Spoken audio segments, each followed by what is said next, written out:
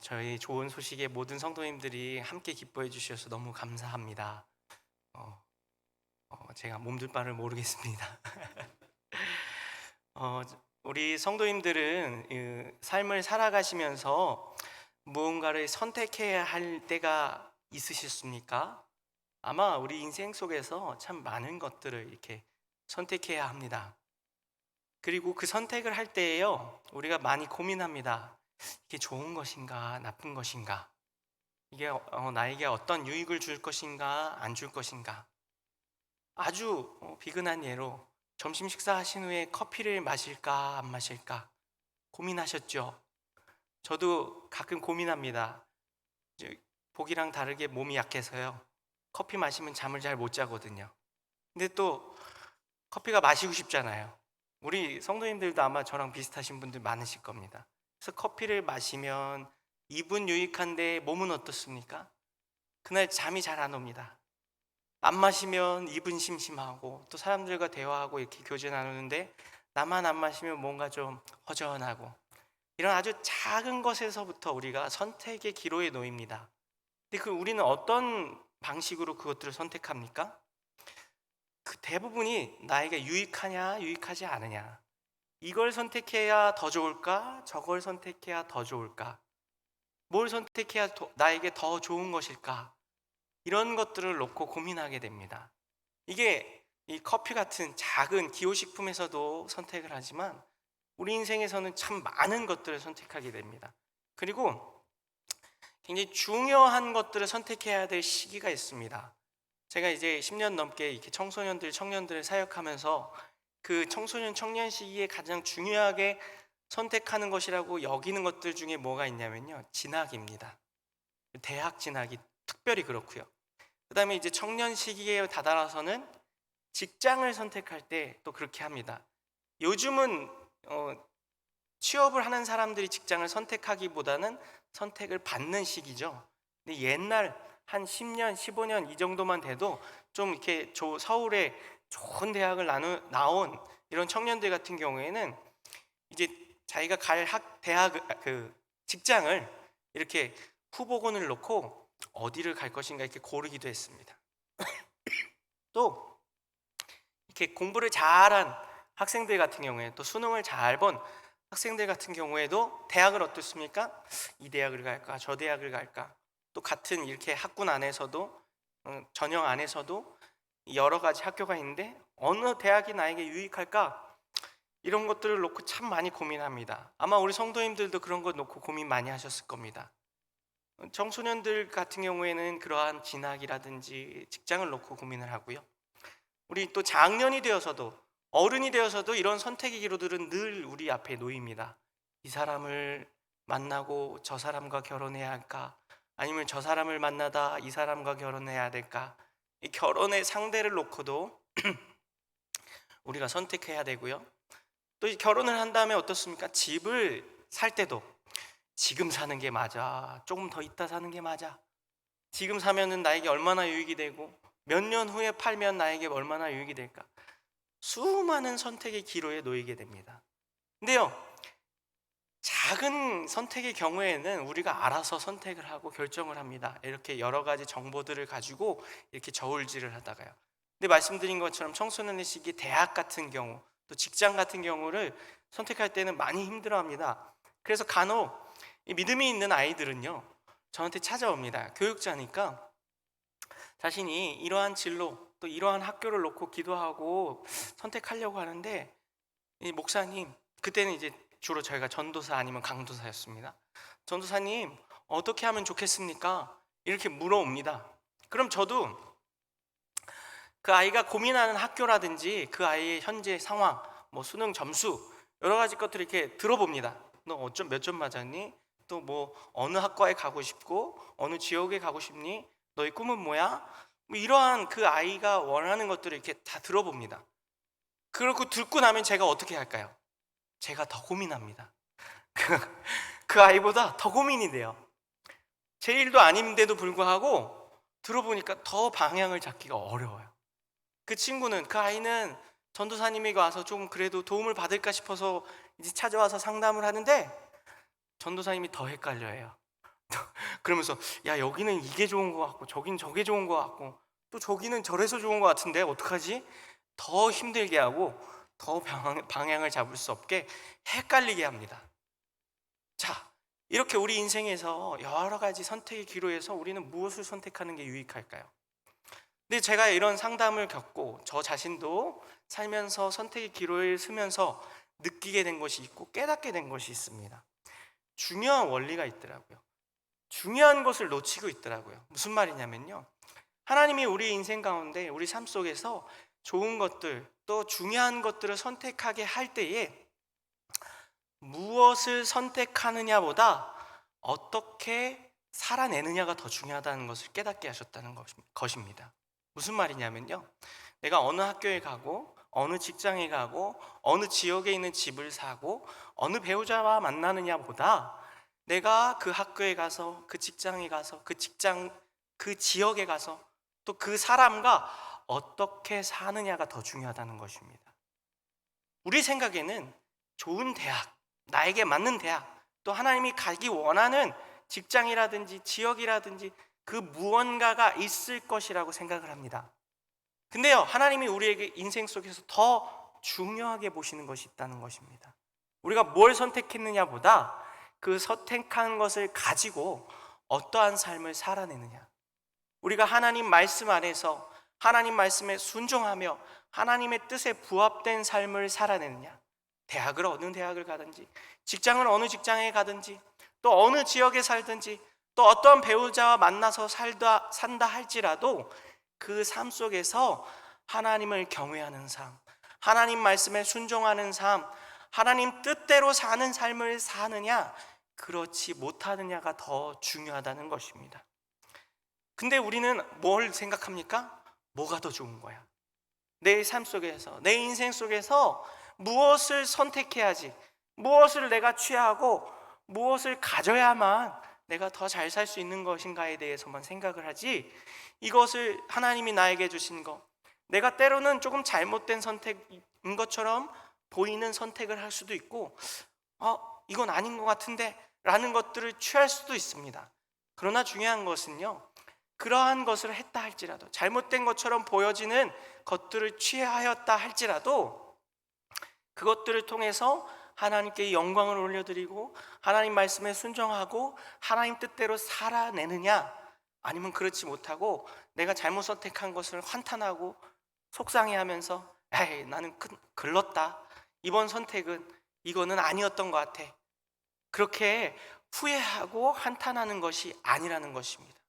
배우자 물을 수 없잖아요. 우리 자녀들, 또 내가 지금 산 집 물을 수 없잖아요. 그럼 무엇입니까? 주신 것에 감사하며 그 주신 것을 내가 어떻게 선영하며 하나님 말씀과 뜻에 맞게 사느냐를 하나님은 더 중요하게 보신다는 것입니다.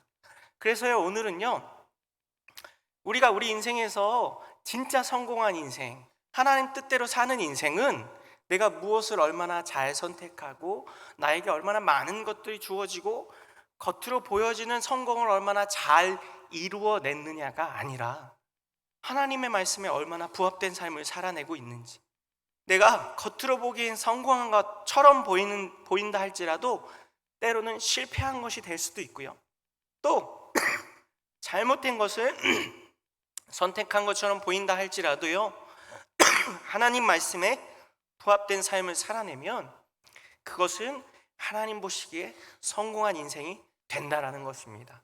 그래서요, 오늘 한번 우리는 과연 어떠한 성공을 일구어내야 하는가, 겉으로 보여지기엔 성공한 것처럼 보이는, 성공한 것 같은 모습을 하고 있다 할지라도 그게 진짜 성공이고 진짜 잘한 선택인지 아닌지를 함께 살펴보려고 합니다.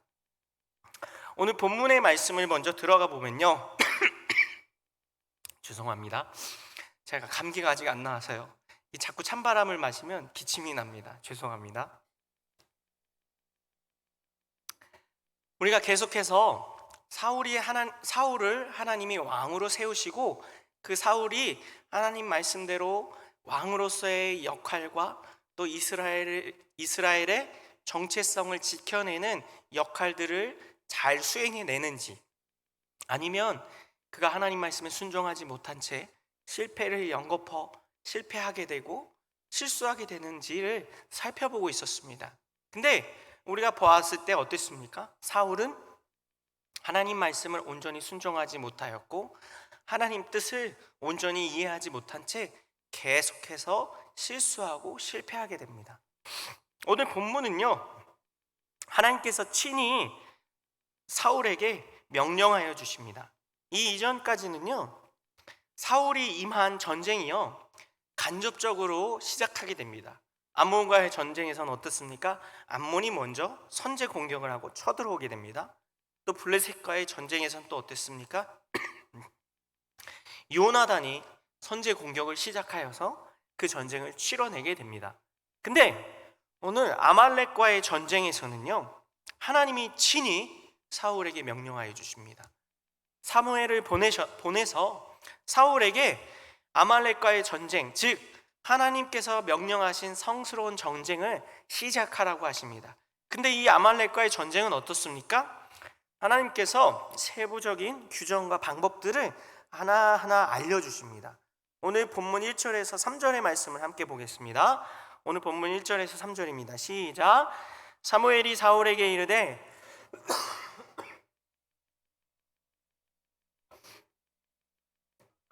이제 왕은 여호와의 말씀을 들으소서라고 하면서 어떻게 해요?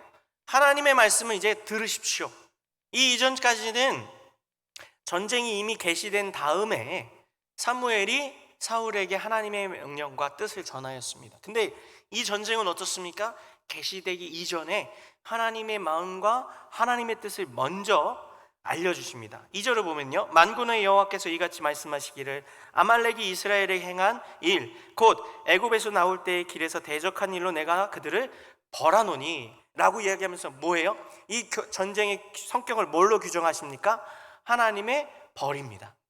아말렉에 대한, 하나님을 대적하고 하나님을 거역했던 아말렉에 대한 심판의 전쟁이에요.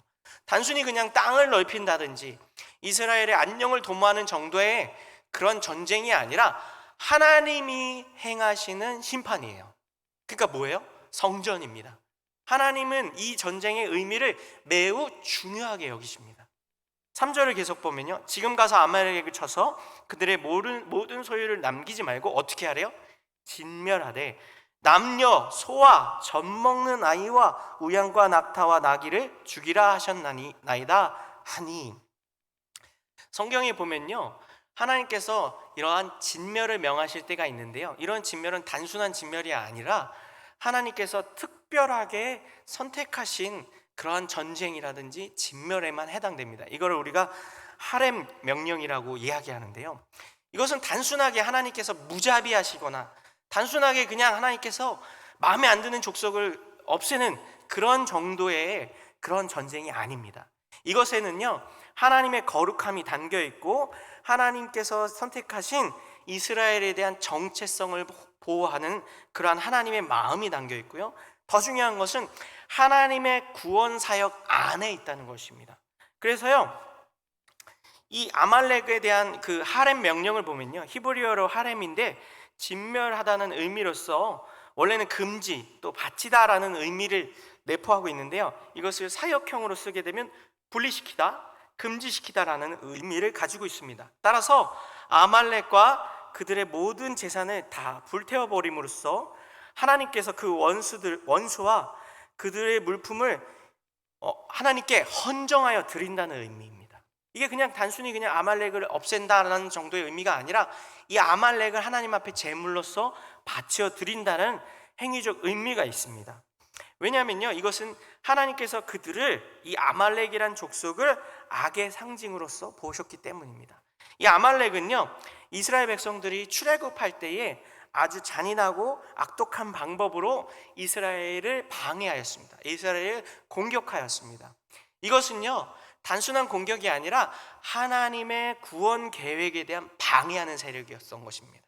하나님께서 하나님의 백성들을 구원하시는데 그 구원을 방해하는 악한 세력이었던 것입니다. 그래서요, 이들을 진멸하는 것, 완전히 소멸시키는 것이 하나님이 원하시는 것입니다. 왜요? 하나님 앞에는 악이 조금도 남아있으면 안 되기 때문입니다. 이들은 악을 상징하는 대표적인 그런 족속이기 때문입니다. 이처럼요, 하나님께서는 아말렉에 대한 완전한 진멸을 명하셨습니다. 근데 사울이 어떻게 합니까? 사울은 이 하나님의 명령, 하렘 명령을 받고 하나님께서 또 먼저 전쟁에 임하게 하신 그 명령을 받고 하나님의 말씀에 순종하는 것처럼 보입니다. 그런데요, 어떻게 합니까? 우리가 잘 아는 것처럼요, 그가 순종하지 않습니다. 그 내용을 우리가 잠깐 살펴보면요, 사울이 이제 아말렉을 공격하러 들어가기 앞서서 겐 사람들을 먼저 대피시킵니다. 그들은 하나님께서 겐 사람까지 멸절하라는 말씀이 없으셨고 무고한 사람들이기 때문에 아말렉 족속 안에서 그들을 피할 수 있는 기회를 허락합니다. 이것을 보면은 하나님께서 그 주신 하렘 명령, 즉 아말렉을 멸절하라는 것에 있어서 그 순수성을 잘 지켜내려는 의지가 보이는 것처럼 보입니다. 그런데 어떻게 합니까? 우리가 쭉 읽어서 아는 것처럼요, 아말렉 중에서 또 그들을 진멸하였는데 한 사람을 살려냅니다. 한 사람을 죽이지 않습니다. 누굽니까? 아말렉의 왕 아각을 죽이지 않습니다. 그를 포로로 잡아옵니다. 또 그 아말렉 진영에서 얻게 된 소산물, 그 노략물 중에서, 그 전리품 중에서 무엇을 남깁니까? 양과 소와 가장 좋은 것도 기름진 것과 어린 양과 모든 좋은 것을 남깁니다. 사울이 보기에 야, 요건 괜찮네. 짐승들, 사람은 다 죽여요. 아각만 빼고요. 왜요? 아각은 전리품으로 갖고 온 거예요. 왕이잖아요. 아각은 이 아말렉 족속을 대표하는 왕이잖아요. 그러니까 그것을 취함으로써 자기의 전공을 드러내고 자신이 행한 일을 드러내고자 했던 것이에요. 상징성을 가지고 있는 인물을 살려둔 것입니다. 그리고 또 무엇을 살려뒀나요?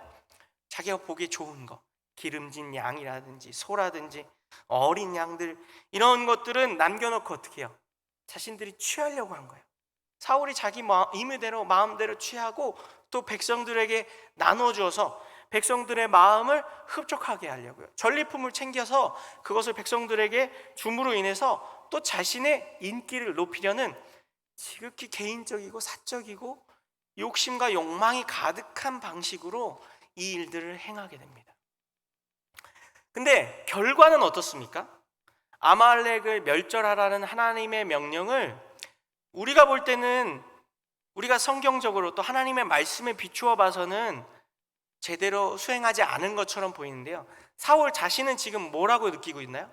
성공이라고 느끼고 있습니다. 왜요?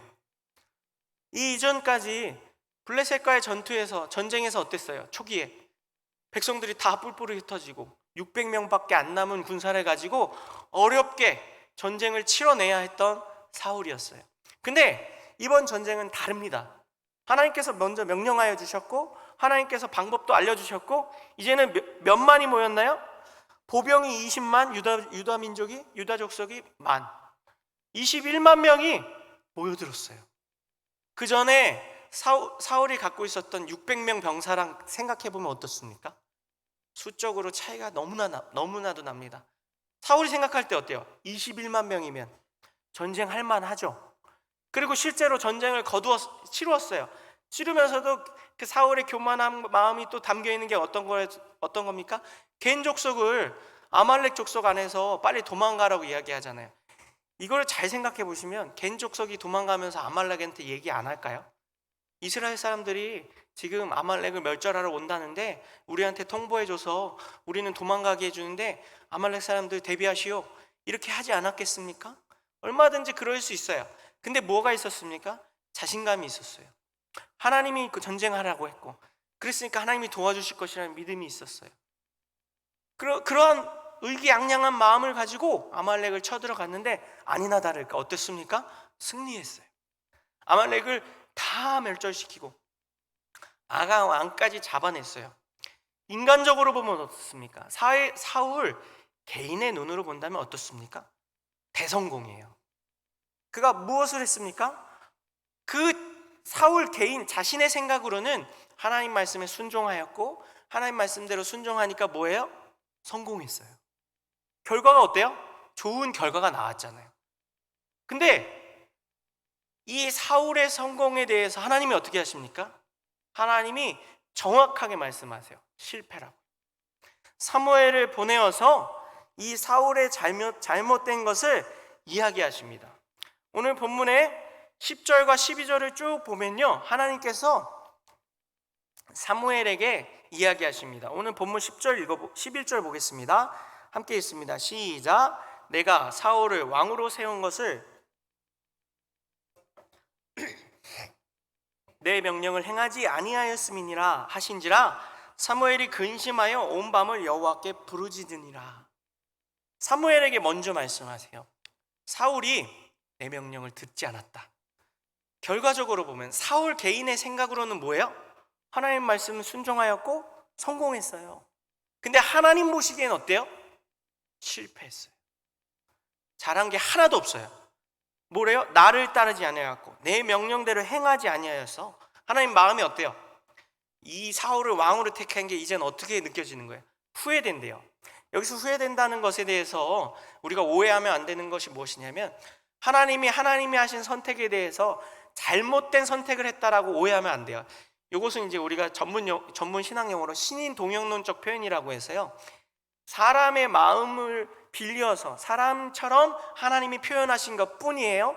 하나님께서 잘못된 선택, 즉 사울을 왕을 세운 것이 잘못된 선택이었다고 말씀하신 것은 아니에요. 그럼 왜 후회했다고 얘기하나요? 그만큼 하나님의 마음을 전달하기 위해서요. 하나님께서 사울에 대한 그 잘못을 지적하고 사울이 얼마나 잘못된 일을 했는지를 알려주시려고 하는 표현인 거예요. 여기서 오해하면 안 되는 부분입니다. 중요한 건 뭐예요? 사울은 성공 같았는데 하나님 보시기엔 실패였다는 것입니다. 무엇이에요? 사울은 자기가 무엇을 하느냐가 되게 중요했던 거예요. 내가 아말렉을 치는 게 중요해. 그리고 아말렉을 쳐서 승리를 거두고 전리품을 챙기고 명예를 드높이는 게 중요해. 인간적인 생각이죠. 이게 다 누구에겐 유익한 일입니까? 사울에겐 유익한 일이에요. 말씀드렸죠? 아말렉을 상징한 아말렉 족속을 다 멸절하면 누가 알아줘요? 누가 알겠어요? 다 그 아말렉 지역에 다 묻혀버렸는데, 근데 아각 왕을 데리고 와서 이 가나안 여러 족속들에게 선전할 수 있잖아요. 아각 왕을 끌고 다니면서 내가 아각 왕을 죽였다, 아말렉을 멸절시켰다, 그리고 아각 왕을 이렇게 포로로 잡아서 그를 죽이지 않는 국률도 베풀고 또 자신의 치적을 드러내는 이러한 일들을 할 수 있고요. 또 전리품을 챙긴 그런 노략물들, 기름진 양과 소들을 통해서 어떻게 해요? 백성들에게까지 인정받을 수 있잖아요. 그 전리품을 백성들에게 나눠줌을 통해서 백성들이 이 사울왕 진짜 능력 있네, 블레셋도 잘 물리치더니 이번에는 아말렉도 잘 물리치고 아말렉을 통해서 전리품도 챙기고 우리의 재산도 늘려주네. 사울 개인에게는 이만한 성공이 없습니다. 근데 하나님 말씀에 보면 어떻습니까? 하나님의 시선으로 보면 어떻습니까? 이만한 실패가 없어요. 왜요? 하나님은 그가 무엇을 했느냐가 중요하지 않아요. 그럼 뭐예요? 얼마나 하나님 말씀에 순종하였느냐, 얼마나 하나님을 경외하였느냐. 아까 제가 서두에 말씀드린 표현으로 하자면 어떻게 살았느냐, 어떤 마음을 가지고 살았느냐, 하나님은 그것을 보신다는 거예요. 사울에게서 보신 것만이 아니라 저와 우리 성도님들에게서도 똑같이 보십니다. 하나님은 우리가 무엇을 이루어내고 어떤 결과물을 냈느냐보다 그 결과물을 내는 과정 속에서, 그리고 그 결과물들을 만들어내는 그 삶 속에서 어떤 마음을 가지고 살아냈느냐를 더 중요하게 보신다는 것이에요. 즉 우리가 삶을 살면서 직장을 다닌다든지, 아까 말씀드린 진학을 준비한다든지, 취업을 한다든지, 배우자를 선택하는 기로에 놓인다든지, 집을 사야 한다든지, 수많은 우리 인생의 선택의 기로에서 무엇을 선택해서 어떤 결과물을 만들어내고 얼마나 더 많은 재산을 남기고 얼마나 더 우리 자신의 이름을 드높이냐 보다 그것을 선택함에 있어서 얼마나 하나님을 의식하고 사느냐, 얼마나 하나님 말씀에 순종하면서 그 일들을 행하였느냐, 얼마나 하나님을 경외하는 마음으로 내 삶을 살아냈느냐를 보신다는 것입니다. 근데 사울은 지금 어떻게 해요? 성공만 바라보는 거예요. 내가 무엇을 선택해서 어떻게 성공할 것인가만 바라보는 것이지 하나님의 마음도, 하나님의 말씀도, 하나님의 뜻도 그 마음속엔 없었다는 것입니다. 하나님은요, 이러한 마음으로 거두어내는 인간적인 성공은 그 어느 것도 인정하지 않으십니다. 그 어느 것도 기뻐하지 않으십니다. 그것이 어디에 나타납니까? 22절에 그 말씀이 나오는 거예요. 오늘 본문을 좀 내려가서 22절의 말씀 읽어보겠습니다. 시작. 사무엘이 이르되 여호와께서 번제와 것을 좋아하신 같이 좋아하시겠나이까? 순종이 제사보다 낫고 듣는 것이 수량의 기름보다 나으니이다. 우리가 너무 잘 아는, 너무 유명한 말씀이죠. 순종이 제사보다 낫고 듣는 것이 수장의 기름보다 낫다. 그 앞에 무엇이 붙어 있습니까? 여호와께서 번제와 다른 제사를 그의 목소리를 청종하는 것을 좋아하심같이 좋아하시겠나이까? 즉 뭐예요? 하나님이 제사 드리는 것보다 하나님 말씀 듣는 걸 더 좋아하시지, 하나님 말씀 순종하고 듣는 것보다 제사 드리는 걸 더 좋아하시겠습니까? 이 말이에요. 즉 뭐예요? 오늘날 우리에게 따지자면 여러분이 무엇을 선택하느냐가 중요하겠습니까? 아닙니다. 어떻게 살아내느냐가 더 중요합니다. 하나님 말씀을 들으면서 사느냐가 중요하지, 얼마나 많은 재산을 불리거나 얼마나 많은 명예를 얻는다든지 얼마나 좋은 학교를 간다든지 좋은 직장을 가는 게 중요하지 않습니다. 이 말이에요. 오늘 우리에게 적용한다면요, 저에게 적용한다면요, 우리 성도님들은 어떻게 생각하십니까?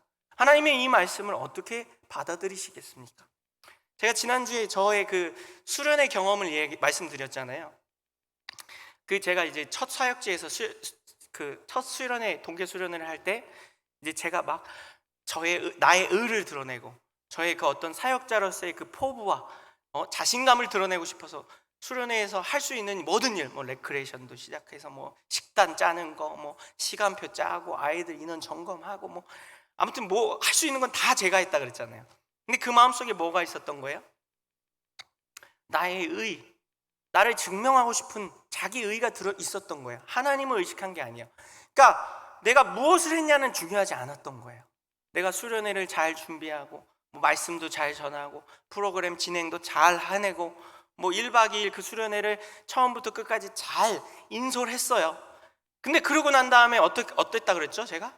부목사님이 한마디, 실수한 거야, 이 한마디 듣고 어떻게 돼요? 펑펑 울었다 그랬잖아요. 왜 울었다고요?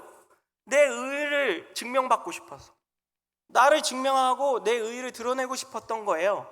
그래서 무엇을 했습니까? 저는 하나님의 일을 한 거라고 생각했어요. 저는 왜 수련회를 인도하고 그 수련회에서 혼신의 힘을 다해서 열과 성의를 다해서 잘 해냈잖아요. 결과적으로 보면 잘한 거잖아요. 지난주에 말씀 다 안 드린 게 있는데 오늘 말씀드리는 게 뭐냐면, 그 수련회가 이제 토요일날 끝나고 다음날 주일이었거든요. 주일 아침에 이제 우리 청소년 부서 선생님들과 다 같이 모여서 회의를 하잖아요. 이 예배 전에, 이제 시작 전에 기도하고. 근데 제가 그 전날에 말씀을 듣고 실패한 거야, 실수한 거야, 이 말씀을 듣고 펑펑 운 게 있잖아요. 제 마음에 뭐가 있어요? 억울함이 있는 거예요. 제 마음속에는 나는 분명히 성공한 것 같은데 인정을 안 해주시네, 부목사님이. 그럼 우리 선생님들도 어떤가 하고 딱 이제 회의에 가서 얘기를 한 거예요. 어제 우리가 1박 2일 수련회를 잘 갔다 왔지만, 또 그때 갑자기 울컥한 거예요. 억울하니까 눈물이 나는 거예요. 그러면서 울면서 저희가 실수한 것 같습니다. 근데 아무도 동의를 못해요.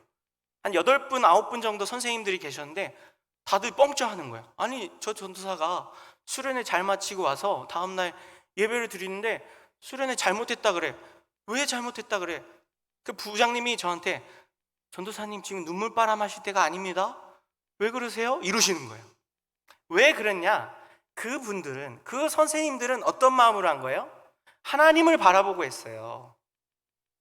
그 수련회에 임하는 자세, 마음이 어땠어요? 하나님을 경외하는 마음으로, 또 아이들을 사랑하는 마음으로 수련회에 임했던 거예요. 누구만 아니었던 거예요? 저만 아니었던 거예요. 저만 그 무슨 일을 하느냐에 초점을 두고 그 일을 얼마나 잘 해내느냐, 얼마나 좋은 성과를 내느냐, 성공의 결과물을 내느냐에만 초점을 뒀지, 제 마음속에 하나님이 없었어요. 하나님 마음에 합한 마음, 하나님 말씀대로 영혼을 위해서 이 일을 한다라는 마음이 없었던 거예요. 그러니까 어때요? 결과적으로는 잘 해낸 것처럼 보여도 제 마음속에 기쁨도 없고 하나님께 인정받지도 못해요. 근데 다른 선생님들은 뭐예요? 같은 일을 했어요. 같은 수련회를 했어요. 근데 선생님들 마음에는 기쁨이 있어요. 왜요? 하나님을 경외하는 마음으로 이 수련회에 임하였고 좋은 결과까지 있었고 하나님 말씀에 부합되게 했거든요. 그러니까 어떻습니까? 결과도 좋고 과정도 좋고 그 모든 상황 속에서, 그 모든 과정 속에서 하나님과 동행하셨던 거예요. 저를 뺀 나머지 모든 선생님들이요. 그 일을 겪고 나서 제가 어떤 느낌이 들었는지 아십니까? 바로 이 느낌이에요. 내가 무엇을 하냐가 중요한 게 아니구나. 어떤 성과물을 내는 것보다 그 일들을 임하면서, 그 일을 해내면서 내 마음속에 하나님을 경외하는 마음, 하나님과 함께하는 마음, 하나님의 일을 한다는 그 믿음을 가지고 하느냐, 아니면 내 마음대로, 내 뜻대로 내가 좋아서 나의 의를 드러내고 나를 증명하려는 일을 하느냐 안 하느냐, 그것이 중요하다는 것을 깨닫게 하셨다는 것입니다. 이것을요 우리의 삶 속에 적용해 볼 수 있어요. 아주 가까운 예로 주일 예배를 놓고 생각해 볼 수 있습니다. 우리 성도님들 주일 예배, 오늘 이제 오후 예배까지 드리시고 난 다음에 이제 집으로 돌아가시지 않습니까? 이 주일 예배를 마치고 집으로 돌아가실 때 어떤 마음의 상태로 돌아가십니까? 기쁨과 은혜가 충만하고 말씀을 통해서 또 예배를 통해서 감동과 감격을 받으시고 하나님의 말씀으로 인해서 영이 새로워진 마음으로 돌아가십니까? 아니면 분명 내 배우자라든지 뭐 자녀들이라든지 가족들은 이제 보통 우리 차 타고 가잖아요. 가족들은 다 기쁘게 오늘 예배, 주일 예배 너무 은혜롭고 너무 감사했습니다 이러고 서로 막 웃으면서 이렇게 가는데 내 마음은 답답해요. 오늘 예배 좀 별로였어. 목사님 말씀도, 이제 저요, 부목사님 말씀도 별로였어. 뭐 그 목사님은 감기나 몸조리도 잘 못하고 목소리도 거슬려. 그리고 또 같이 예배를 드리는데 옆에 계신 분이 자꾸 막 거슬리게 막 자꾸 신경 쓰이게 해. 그리고 또 점심 식사하는데 오늘 점심 메뉴는 왜 내 마음에 들지 않는 오징어가 나온 거야? 뭐 하나서부터 열까지 다 마음에 안 들어요. 주일 예배를 마치고 돌아가는데요. 근데 나만 그래. 내 배우자나 우리 가족들은 다 은혜를 받았다고 하는데 왜 그럴까요? 똑같습니다. 무엇을 하느냐가 중요한 게 아니에요. 분명 우리는 다 예배를 드렸어요. 주일 예배를 나만 드린 게 아니라 아내, 배우자도 드리고 남편도 드리고 자녀들도 다 드렸어요. 근데 왜 나의 마음속에만 은혜가 없어요? 나의 마음속에만 감사와 변화됨이 없어요? 우리가 하나님을 경외하는 마음으로 예배 드리지 않으면 그렇게 돼요. 예배의 자리에 나와 있다고, 주일 예배를 드렸다고, 오후 예배까지 드렸어. 아침 예배, 일부 예배부터 시작해서 저는 일부 예배부터 드리거든요. 일부 예배 드리고 저희 11시 예배, 우리 부서 예배 드리고 오후 예배 이렇게 드리고 그리고 이제 또 뭐 이렇게 우리 훈련도 받으시고 다 했어. 근데 집에 돌아가는 길에 힘들어, 지쳐, 기쁨도 없고 감사도 없고 오히려 비판만 하고 불평불만만 나고. 왜 그러냐 이거예요. 무엇을 했는데? 하나님의 일을 했는데, 하나님이 기뻐하시고 하나님이 원하시는 예배를 드렸는데 분명히. 왜 그래요? 우리의 마음속에 하나님을 향한 경외의 마음 없이 드렸기 때문에. 무엇을 하느냐가 중요한 게 아니라고 말씀드렸죠. 어떻게 사느냐, 어떻게 드리느냐예요. 예배도 마찬가지예요. 예배 드리는 자체가 중요한 게 아니에요. 어떤 마음으로 드리느냐, 어떤 자세로 드리느냐, 어떻게 하나님을 경외하고 하나님 말씀을 경청하며 예배를 드리느냐 안 드리느냐, 그것이 중요한 것이에요. 지금 이 말씀드린 불평불만이 다 제 마음에 있었던 일들이에요. 제가 목사였지만, 제가 사역자였지만 사역을 하면서 불평불만이 너무 많이 생길 때가 너무 많았어요. 내가 이렇게 열심히 말씀 전하고 이렇게 부서를 섬기고 이렇게 교회를 섬겼는데 아무도 알아주지 않는 거예요. 아무도 수고했다 소리도 안 해요. 당연하다고 여기는 것처럼 여겨지는 거예요. 배우자한테 그래서 집에 돌아가는 길에, 제가 이제 서울에서 사역할 때 용인으로 이제 집을 가는데 1시간 정도 걸리거든요. 아내가 그러더라고요. 어떻게 그렇게 1시간 내내 불평불만을 하세요? 집으로 돌아가는 길에 제가 지금 하나님의 원리를 몰랐던 거예요. 사역을 하면서도 예배를 드리고 왔음에도 불구하고 전 무엇을 했는데요? 하나님의 일을 했다고 여겼는데 난 분명히 하나님의 일을 하고 주의를 헌신하였는데 그 마음은 어땠던 거예요? 하나님 경외하는 마음 없었던 거예요. 하나님을 의식하는 마음 없이 그냥 일만 했던 거예요.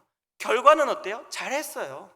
제가 이렇게 전에 있던 교회에서 그렇게 못한 적은 별로 많진 않아요. 그냥 중간은 다 했거든요. 근데 하나님 보시기엔 어때요? 진정한 예배가 아니었던 거예요. 기쁨의 예배가 아니었던 거예요. 이게 우리 성도님들은 어떠십니까? 오늘 드리고 있는 이 예배는 어떠십니까? 우리 성도님을 책망하려는 것이 아니에요. 우리 자신을 돌아보자는 거예요. 우리 마음의 자세, 우리 믿음의 자세를 돌아보자는 것입니다. 사울이 그랬던 거예요. 사울이 무엇을 하냐에 너무 치중했던 거예요.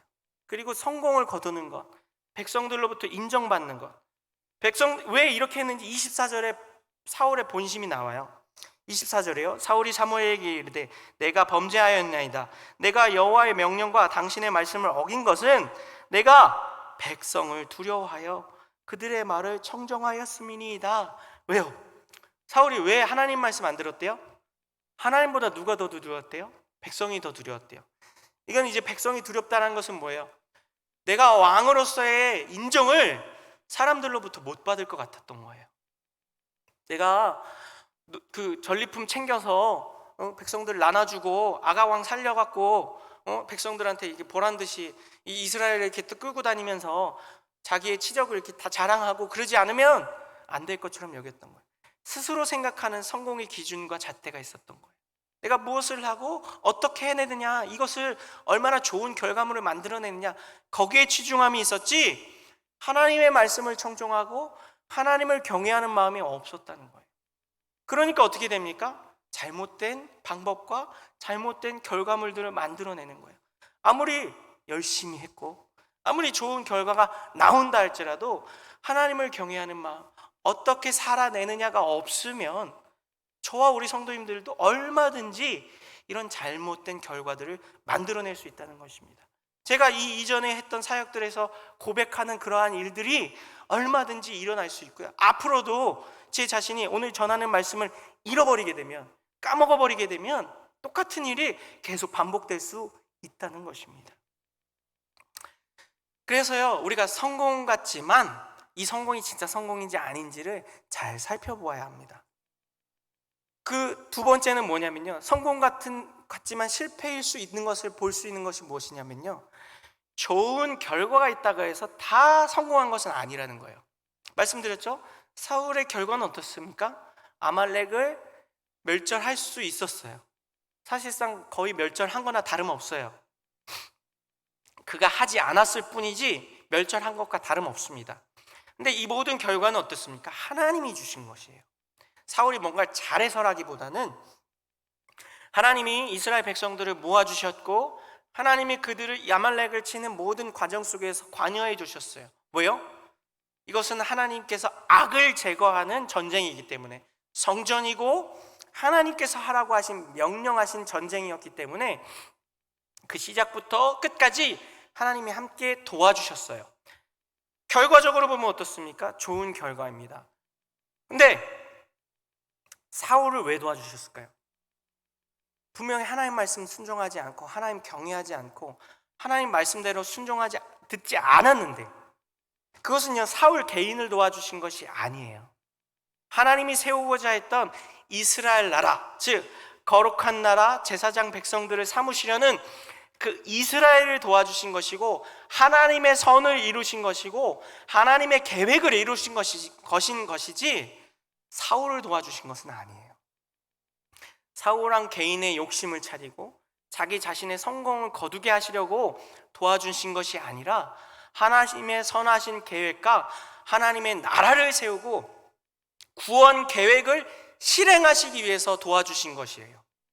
우리가 여기서 이걸 착각하면 안 돼요.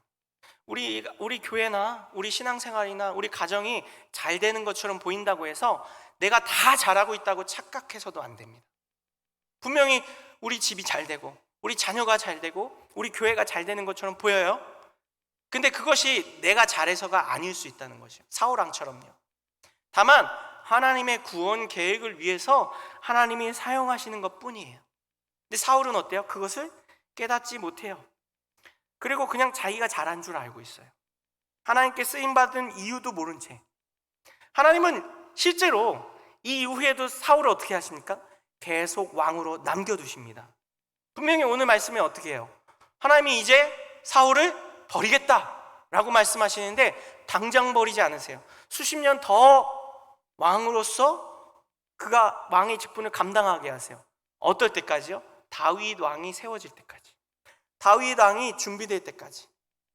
하나님은요, 사울을 통해서요, 사울이요, 이 전쟁 이후로도 사울이 죽는 블레셋과의 전쟁에서 죽을 때까지 사울이 임한 전쟁에서 패배하지 않게 하십니다. 사울 왕이 이스라엘을 통해서 했던 전쟁에서요, 자신이 죽는 마지막 전쟁을 제외하고는요 다 승리하게 됩니다. 오늘 14장 48절에서도요 이것에 대해서, 사울의 그 치적에 대해서 이야기합니다. 47절과 48절이에요.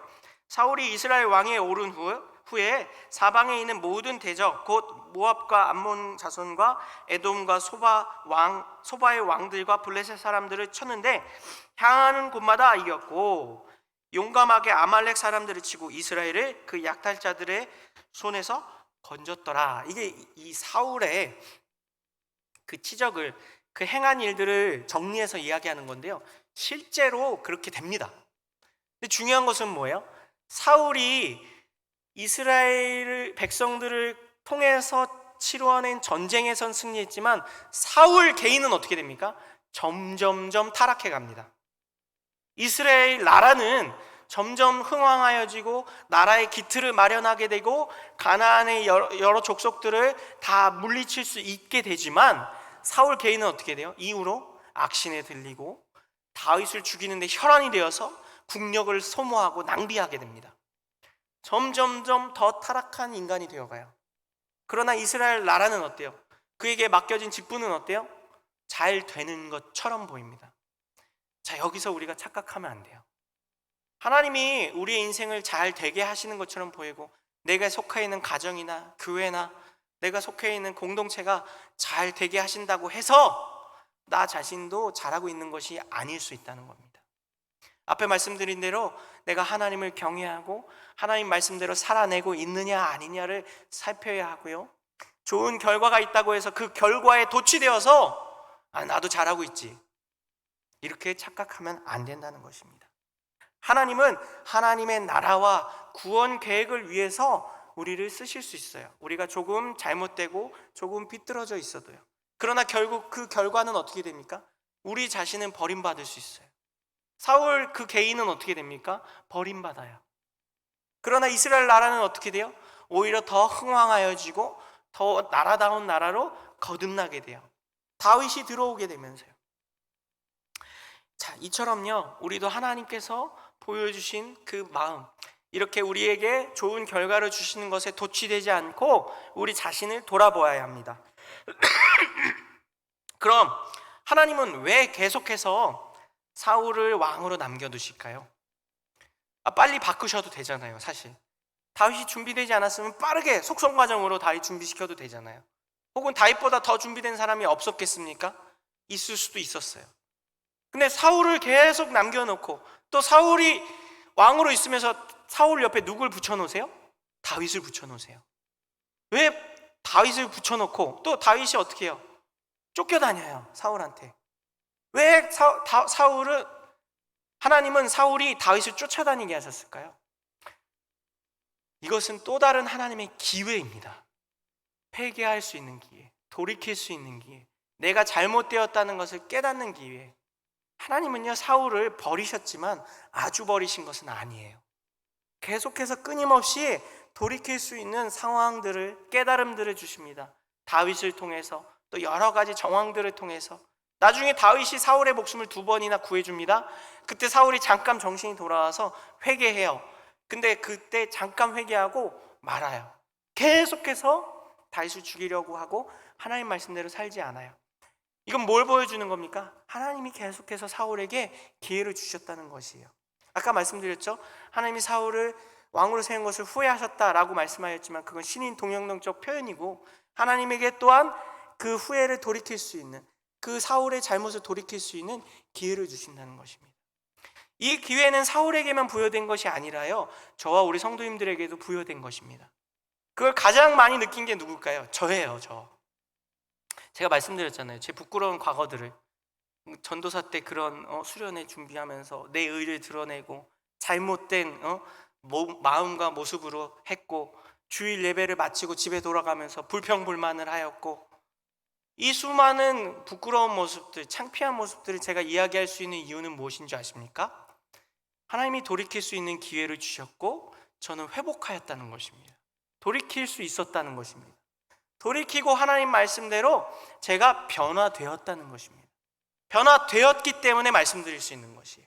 제가 이제는 부끄러운 모습이 아니기 때문에, 물론 여전히 부끄러움이 남아있지만 그 속에 있는 하나님의 원리를 깨달았고 하나님 말씀대로 살려는 믿음의 노력들이 있기 때문에 말씀드릴 수 있는 것이에요.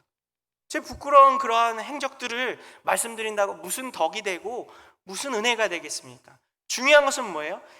저처럼 부족하고 저처럼 자기 의를 드러내기 원했고 저처럼 불평불만하기 좋아했던 사람도 하나님이 기회를 주시고 돌이킬 수 있게 하여 주시고 말씀을 통해서, 은혜를 주심을 통해서 회복시켜 주시고, 지금은 이렇게 귀한 강단에 세우셔서 하나님의 말씀을 선포하는 도구로 사용하여 주신다는 것입니다.